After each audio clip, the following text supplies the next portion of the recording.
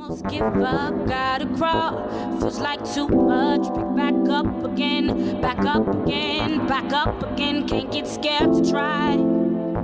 I get scared to fly. But the turbulence is better than getting left behind. I don't know what it looks like, what it feels like, what it is, but I know when I get there, when I find it, it's for me. I don't know what it looks like, what it feels like, what it is, but I know when I get there, when I find it, it's for me. It's gonna hurt to grow. We are back with another episode of Black Girl Magic Stories. The theme for this season is acts of resistance, and today's episode is about education as resistance. And I'm so excited to talk about it. So am I. Yes. You can't talk about black girl stories without talking about how vital education has been to our community. That's true. And did you know that Black women hold approximately 64% of all bachelor degrees and 71% of all master's degrees? That's from a study by AAWU. It's amazing when you think about how the landmark Supreme Court case from 1954 that ruled segregation to public schools unconstitutional, you might know it as Brown v. Board of Education, was only decided 71 years ago.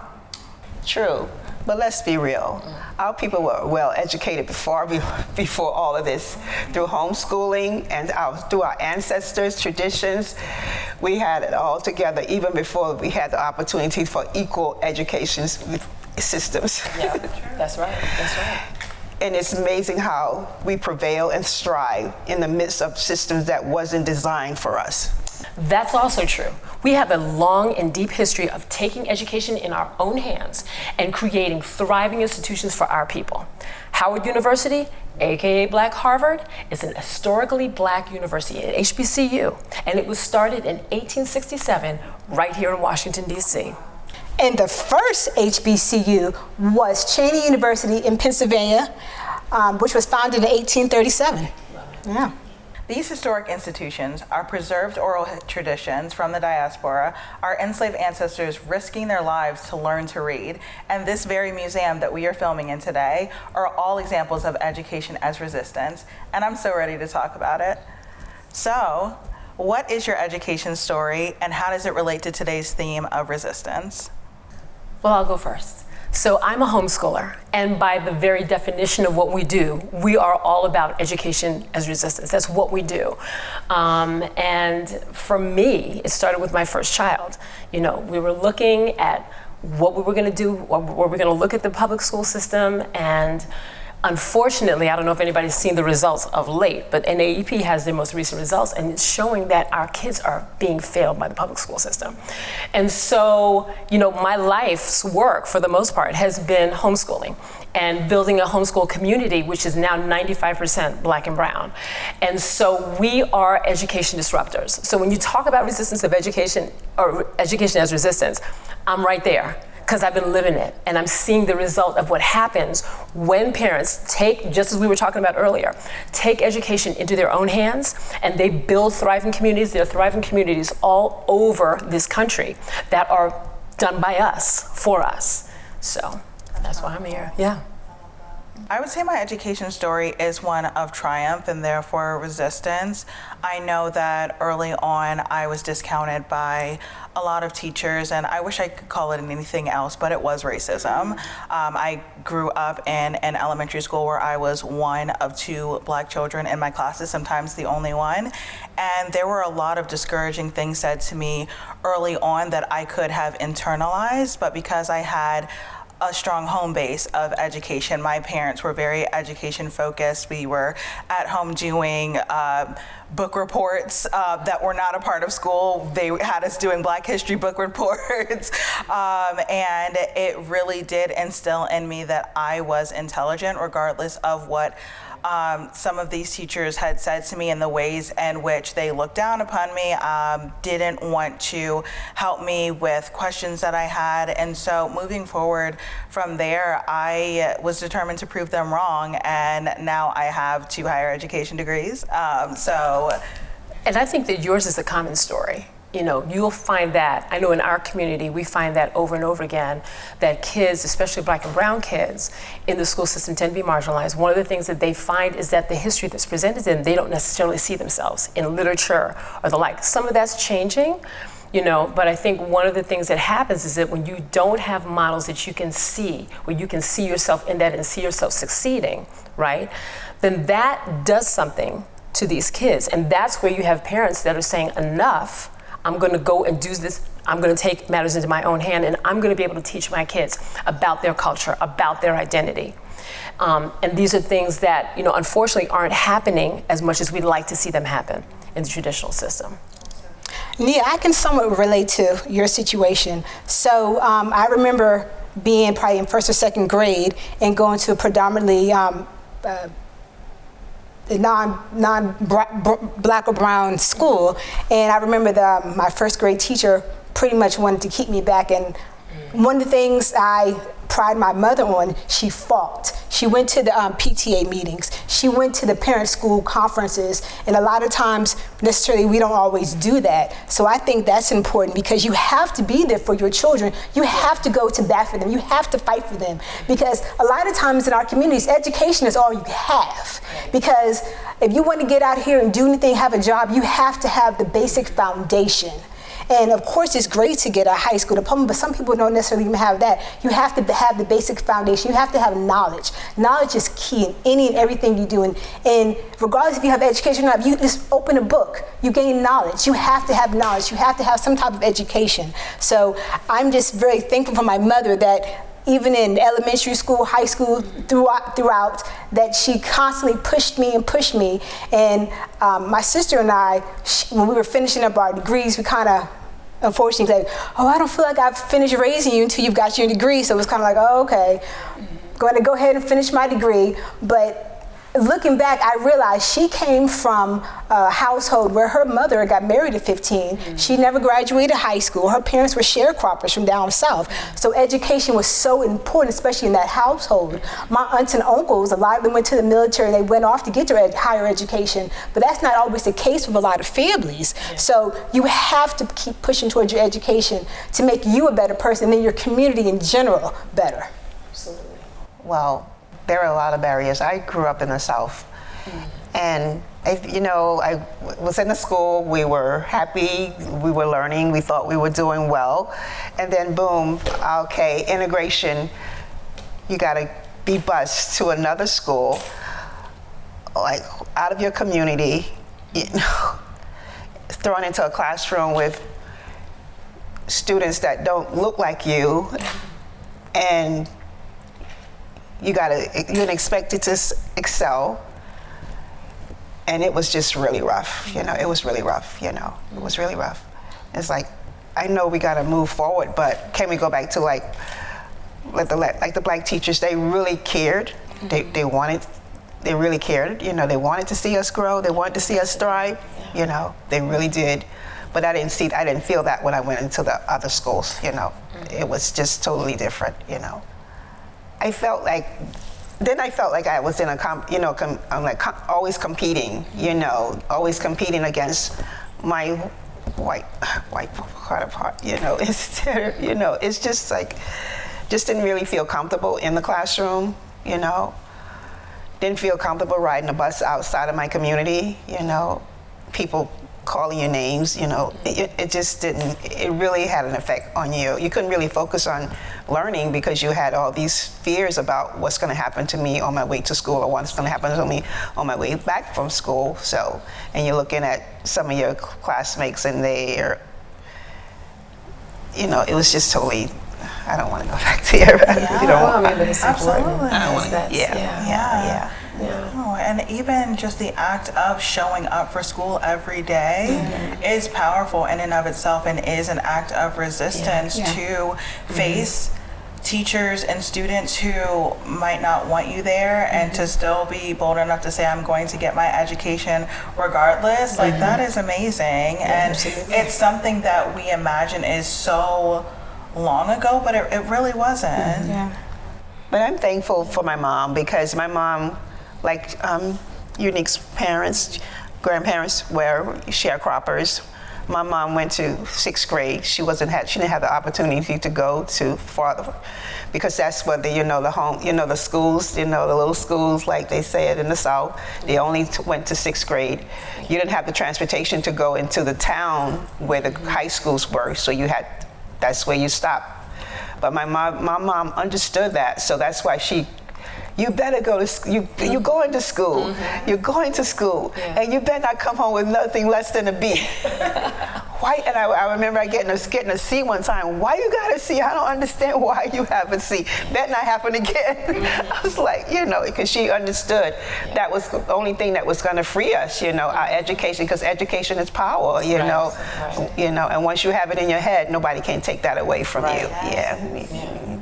I remember my grandmother, and she and my grandfather were children of slaves, right? And her big saying was, you leave here with a Bible in one hand and an education in another, in the right hand, one in the left hand, one in the right hand, because the idea was, and the understanding was, is that the only way that you could make it and you could rise above was to get that education. And so that was really kind of ground into us. And it has, and that was a part of our resistance, was like, no, we're gonna go to college. It doesn't matter that it may look difficult to get in, and they may have these barriers in here, but we as a family, our goal is to make sure that everyone can get that college education. And I was one of the first one in my family, and I used to be ashamed of saying it, because I went to college because I couldn't go out of high school. I went to college when I was in my 30s. And so it took me 7 years to get a 4-year degree. And someone said to me, and I would say, oh, I'm going to be 40. She said, well, you want to be 40 with a degree, or you going to be 40 without a degree? Yeah, I said, I'm going to be 40 with a degree. Right there. Yes. Right there. So I was thankful for, that determination that I kept going, I just like, okay, I'm going to go. I can do better. But then I'm going to still do better, because I'm going to be in my 70s with my master's, and I haven't did it yet, but I'm going to do it. I'm going to do it. I'm going to do it. I'm going to do it. I'm going to do it. Yes.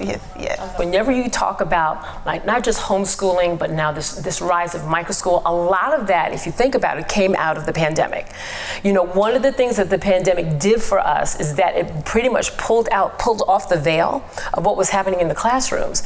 And what parents saw was some of the brokenness in the system. And their response to their form of resistance was, again, taking the education back into their own hands. And that's when you had a surge, especially in the Black community. Almost like it went from 3% to 16%. It was incredible, and it has continued to see this, I'm going to use the word mediocrity, this incredible rise in the Black and brown community of homeschooling. But then it's not just homeschooling, it's micro schools that you see a lot of those coming up right now. You have learning pods, and now online learning has really taken off as well. But that's what we're seeing happening when people see that there's a way for them to do this that's outside the traditional model. And I will also say, right now, there is this idea that if you take a child outside of the traditional box of education, that they can only go but so far. And I'm here to tell you that that is absolutely not true. Absolutely not true. We, in our community, like I said, our community is 95% Black and brown, right? Our kids are graduating and going to the colleges of their dreams with money. And they have not been in the public school system. Some of my kids are perfect examples. They've been homeschooled the entire way through. But I've got kids that are going on full rides. My daughter, who is now in her junior year, she's getting ready to she's finishing up her junior year at Peabody Institute of Johns Hopkins University on a full ride. And we were able to do that, right? We were able to do that outside of the system. And so again, you're seeing these parents that are saying, this isn't working for me.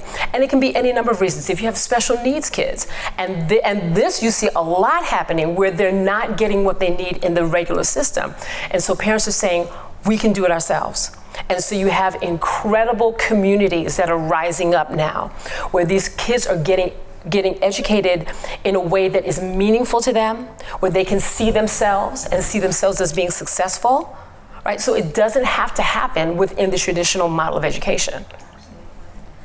And I love that you brought that up about different different learning styles. Absolutely. And I've been reading a lot about multiple intelligences. Yes. And I think that our children can only thrive when we begin to acknowledge the fact that everyone does not learn the same. That's right. Everyone cannot be in a classroom That's with 50 right. other children or That's even right. 25 other children. Right. And that doesn't necessarily mean that there is something wrong with them. In most cases, there isn't anything wrong with them. It's that we all learn differently. Right. And so when you are a part of a community that is committed to your advancement, and so they're taking the time to learn how you thrive in educational environments and how they can best partner alongside of you for your education, that's when we really begin to break the mold and start creating things that are intentional and that are made for us. Because there isn't one size fits all. And I was going to say that it's because of that one size fits all. We don't have one size fits all kids. No. So what makes us think that we can put them in this one size fits all environment and they're going to thrive? They're not. But that's where you end up seeing things like, outdoor eds happening, outdoor learning spaces where kids literally are outdoors all day long. But if that's how they're able to take in the information and retain it and excel, then you want to put them in that kind of environment. It is about finding out how they learn and then teaching to that passion, teaching to that the best way that they can learn. And then also in that is you're unlocking their potential. You're unlocking their dreams, their visions, the things that they have for themselves. And you're able to do that in an environment when you literally free them from that mold. You got me fired up, I tell you.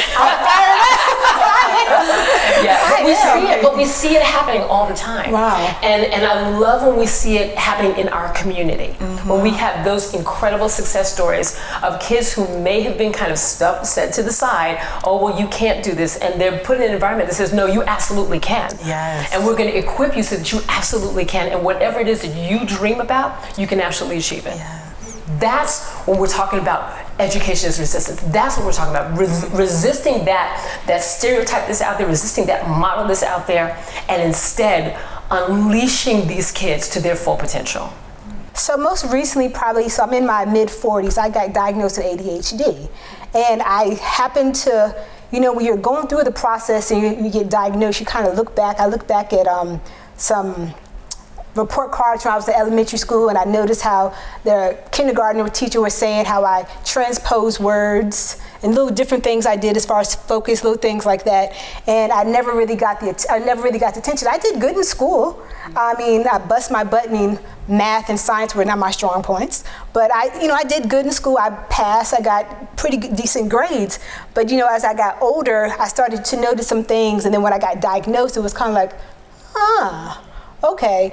I learn a little differently from people, even like little things like cleaning up. There's little things that I'm noticing that I learn a little different from other people. And my mind, I think a little different from some other people too. So just with that, I think there needs to be more I'm on social media, I'm always Googling, looking up stuff about people who have issues issues with attention and things like that, and figure out different cleaning habits, how I can learn something better. I'm taking a class. I took a class some years ago, and it was really difficult for me to master this class because taking tests is just not my thing, Whereas other things I can just pick it up like that, and I just think it's really important. It would be nice if they had a little bit more classes focus on your learning styles. Prime example of somebody who has issues with attention. I think because the older I've gotten, the more and more people when I'm at work, and I'm looking around, people are taking 4 or 5 cups of coffee, and I'm like, those are my people. So, So I've learned firsthand in regards to taking care of yourself, because if you don't take care of you can't take care of anybody else. Especially in terms of education, you have to make sure you take time. I know when I was taking college classes, especially having issues with focus, I could be at home just sitting there typing up a paper all day long. The phone would ring, the TV was on, I'd find everything else to do. So something that helped me, I would actually go to a library. Something about being in an environment of the study environment makes you want to study. I would go to one of the quiet rooms in the library. That kind of helped me study. I was kind of forced. No phone, just me and the computer. Just, you're being in that environment is very important. And as far as mental health, you have to make sure you take time for yourself. Don't be too hard on yourself, because a lot of times we're harder on ourselves and we kind of beat ourselves up, but we're doing the best we can do, And one thing I've learned is everything is not for everybody. I have studied some things and it's not working. Other things, I've learned we all have our gifts. So you have to find out where your lane is and get in your lane. Yes. Absolutely. We all have our own lanes, and it's important to be able to recognize that and support ourselves by going in that direction. I do have another question, though. What does education as resistance look like within a community? I can definitely talk about that, because that's what we do. I think what's out there is this image that, for example, homeschooling or unconventional learning happens just at the kitchen table, one person, mom and baby, and that's it. But we don't do it that way. It is a community. So you've got aunties. That's that beautiful adage, it takes a village. It absolutely takes a village when you're resisting in education. And so you have the aunties that are stepping in, that are helping. You have the grandmas. We actually had a grandma come into our community that she ended up coming in and was an in-class parent assistant. And it was wonderful. And you have literally learning in community. You're learning in fellowship. Everybody's doing field trips together. The families are meeting together and they're doing projects together. They're doing life in community. And so that's one of the beautiful things that happens when you look at education from the standpoint of it taking a village to help raise and educate these kids. And I'm quite sure that helps us also when they get a little older in regards to networking as well. When they're going out looking for employment, and as the community, they're networking, that community, that village has helped them when they were younger as far as their education. Now they know this person, they've known them since they were a toddler, and as they've grown, so now they can network us, because a lot of times it's not about what you know, but it's who you know. It's who you know. And we actually have an example of that. Just if I can talk just for 1 second, we have a wonderful student, graduated last year, and he ended up getting involved in the community and ended up helping Angela also Brooks in the community, and then she ended up helping her with her campaign.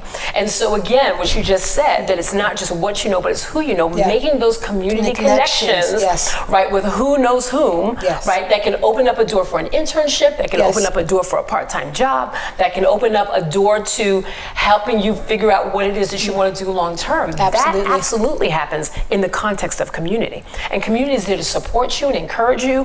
When you're starting to feel like, I don't feel like doing this, your community, right, like grandma will get on your behind saying, listen, you need to go ahead and get that grade. You need to do well. And so that all happens when you've got a community of people that are coming alongside this family, not just the student, but along the family to make sure that they thrive. Yes.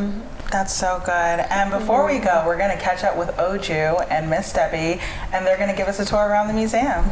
Thank you so much, Miss Debbie, for having us here at the museum today. Can you tell us a bit more about the Sandy Spriggs Slave Museum, if you don't mind? I would love to tell you more about our museum. This is a wonderful little gem, a little secret gem here.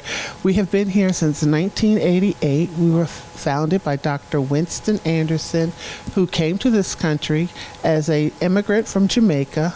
As a 17-year-old student, he attended Howard University. He went on to Brown to pick up his doctorate. And then he came back to Howard to teach and retired from there as the director of their zoology and biology department. So he is not only a scholar, but also an artist, and you will see some of his work throughout the museum. Can you tell us about when you joined the museum? Oh, I've been with the museum for about 15 years now. I am a resident of the community. I am a direct descendant of those that were formerly enslaved here in the community, as are several of our board members. We have several board members that are direct descendants, which makes this even more impactful for us to share our story and to share it in our words. That is profound. Wow. Thank you so much for telling us about that. Speaking of history, can you tell us more about these pews that we're sitting on? Sure. These pews were salvaged from the 13th Street Baptist Church in Washington, D.C.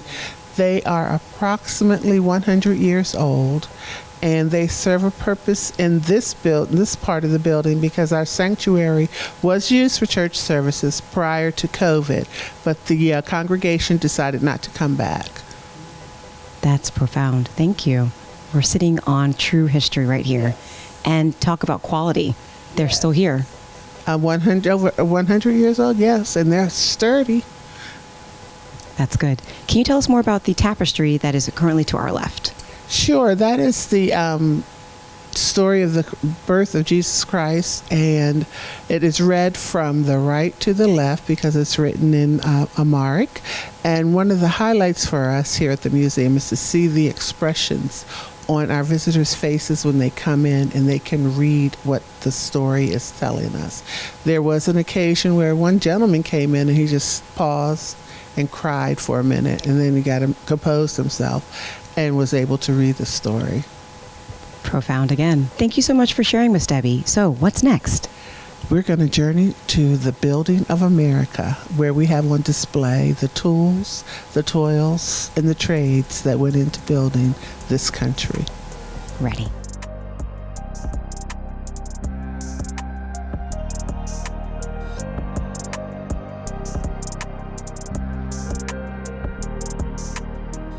Thank you, Miss Debbie, for showing us this room that you mentioned before, tools, toils, and trades. Yes. That's what we have on display to show you the hard work that went into building this country.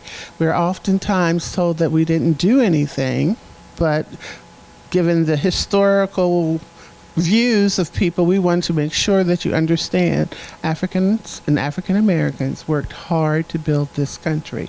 One of the toils involved working in the cotton fields, where this bag, 9-foot bag, had to be filled every day. And if it wasn't, you were given some type of consequence, which could have been anywhere from withholding food to getting beat, or even possibly losing a toe or something. Yes, it just depends on what the issue was. So this area shows the farming tools that were used. We have over in this area the types of jobs that were used to build this country. And we have jobs like a cobbler, a blacksmith. This community in Sandy Spring had their very own blacksmith. And when we get upstairs, you'll see some of his tools and clothing. Thank you. And one other thing you wanted to highlight was the Underground Railroad. Can we go there too? Yes, ma'am, we most certainly can. It's interesting to me that we still today have adults that come in and thinks that the Underground Railroad is a railroad that runs under the ground. So let's put a stop to that belief. I want to show you what the Underground Railroad could possibly look like. This is just one example of what it could look like. Sounds good. Speaking about the Underground Railroad, can you tell us more about what you have in this museum featuring that? I sure can. Behind me, we have an exhibit of what the Underground Railroad could look like, a cutout in the wall, and the cabinet back there would be over the cutout so that it would be hidden. And we have found many homes in this area that people are moving into. They're finding these hidden passageways in their homes. So we know the Underground Railroad came through this area. It's just not documented for obvious reasons. You know, it's very secretive. But that's an important issue for us to share, that the Underground Railroad was a series of secret passages that people took in their quest to go north to freedom. And it's important for our kids to know this so that they know it is not a real train. They hear the terms conductor and they know Harriet Tubman, but the Underground Railroad is a series of secret passageways. And when we have our school groups in, I let the younger kids know it's a lot like playing hide and seek. You know, you don't want to get caught. That's it. Beautiful. Thank you for sharing. So, Miss Debbie, where to next? We're going to travel through the Hall of Fame, where you will notice some folks who have been very instrumental in building our country and continuing the legacies. And then we're going to head upstairs to the culture room. Excellent. Thank you. Well, we made it, Miss Debbie. We're in the Hall of Fame. Can you tell us more about this, please? Absolutely. We have on display various people from various walks of life who have made instrumental steps in promoting the well-being and health of our families and the world. And you may recognize some, you may not, but we encourage you to try to identify at least two people and then try to learn about 3 more. I know I see Shirley Chisholm, I saw Kamala Harris, and Ike Leggett. And the hat lady, Dorothy Height, who is known for her hats. We also have Obama and Alice Walker and a few others. So it's a privilege to be able to walk through this hall and recognize all of those who have made an effort to make this world a better place. And I appreciate that you have local, national, international people featured as well. Yes, we do. We try to touch on everything, and we'll add more to them as we go along. Wonderful. Miss Debbie, this museum is spectacular. Thank you so much for what you've shared so far. What's next? Thank you. We are going to journey upstairs and look at what we have on the 2nd floor, and as additionally what's in the hallway as we walk up the steps. Thank you. We are now officially upstairs at the Sandy Springs Slave Museum with Miss Debbie, and we're sitting in front of a significant piece of artwork. Miss Debbie, can you tell us more about this? Sure. This is one of 3 relief panels that were carved by our founder, Dr. Winston Anderson. They tell a story. If you start on the first panel at the bottom, you will see the individuals in Africa outside playing, living their normal life. And right above that, you see the slave catchers coming. Above that, you see them going across the ocean. If you start at the top of the 2nd panel and work your way down, you'll see how they were working hard, and then they get ready to come into their own, which is identified with the basketball. And then over here, we have the 3rd panel. This gentleman has made it. Look at his wonderful socks and his nice little outfit here. And as we know from many different examples, when people are starting to rise, there's always someone there trying to bring them down. And that's what these hands signify. And then we go all the way up and over to the next panel, which says we have arrived, and that pays homage to Michelle Obama.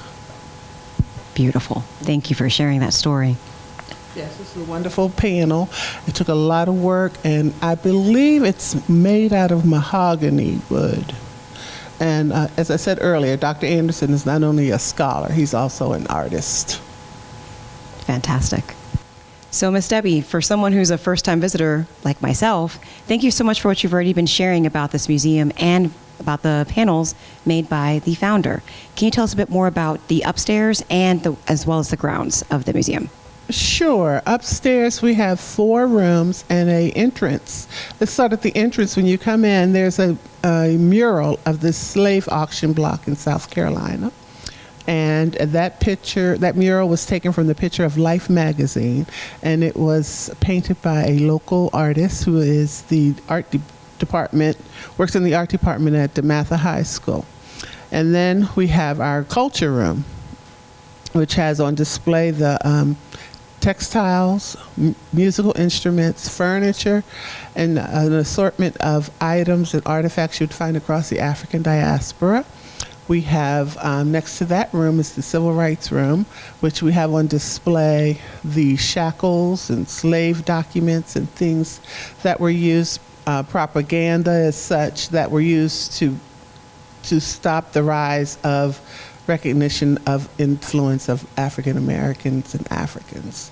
And then we have the Achievement Room, where we show where we have gone from the slave ship to the White House. And we have a lot of inventors on the walls, and we actually have a traffic light in there that works. You can actually make it work. And the final room upstairs is the family room. And we have items that were donated by local families. We have baseball uniforms that were worn by members of the community who played in the Negro League. We have pictures of a family, the Howard family, that meets every 2 years, either in Canada or here, to share their family history as a family reunion. And the story behind that are the 2 brothers who escaped slavery, went to Canada, settled in Canada, and then came back and got more family members and friends and took them to Canada. And you mentioned a very fun fact about the Negro League. Can you tell us about one of the amazing pieces inside that room? I'm a little partial to one particular item in there, which belongs to my uncle, Russell Alkert, who played in the Negro Leagues. His wife donated his uniform to the museum, and we also have one from one of my cousins who also played in the Negro League. So baseball was a big thing in this area. It's actually where my mother and father met, on the baseball field. So baseball is still heavy and runs deep in the community.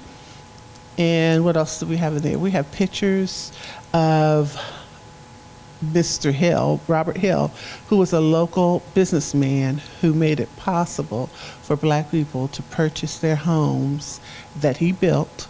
He was a local builder, but the banks would not loan money. So he finagled and worked it out so that the banks would loan money to African Americans so they could buy their homes.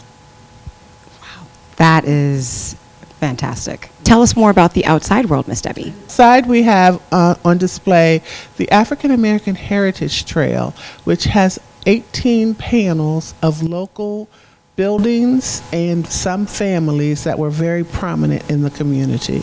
Then we have a cross-section of the slaving clipper ship, which was used to transport the Africans across during the transatlantic slave trade. We have a slave coffle, which is a group of people that are attached to one another, and they are being marched to the ship outside. So in terms of the ship, we have a cross-section because it was a huge ship. If you think in terms of a banana and slicing it for cereal, take one slice and cut that into fourths. What's represented outside is 1/4 of that slice. And Dr. Anderson and his brother built that ship. And next to the ship is a white round building, which is our art pavilion. That building was built on the basis of the homes from the Ndebele tribe, which is where Nelson Mandela is from. And in that building, we have an extension of what we have in our culture room here: textiles, musical instruments, furniture, as such. And then the building next to it is a log cabin, which belonged to Benjamin Hallowell, who was a Quaker that lived in this area. And he was also the first president of what is known as the University of Maryland today. So that is his actual log cabin that Dr. Anderson was able to purchase. And the only difference is that we included or installed a wood floor for safety purposes. And then down in the park, we have two new exhibits. It's a local house that was being demolished. And as they were knocking it down, they found an internal structure made of stone that showed the workmanship and the craftsmanship that went into building back in the 1800s. So Dr. Anderson, again, was able to get that structure and place it here on the museum grounds. So that's in the park and back. And now he's working on miniature houses that represent what homes looked like back in that time period. So I think we have 2.5 houses up at this point. That is amazing. I definitely need to come back here, and I hope you will too. This is a fantastic museum to come and see and spend time in, and also to get to meet Miss Debbie.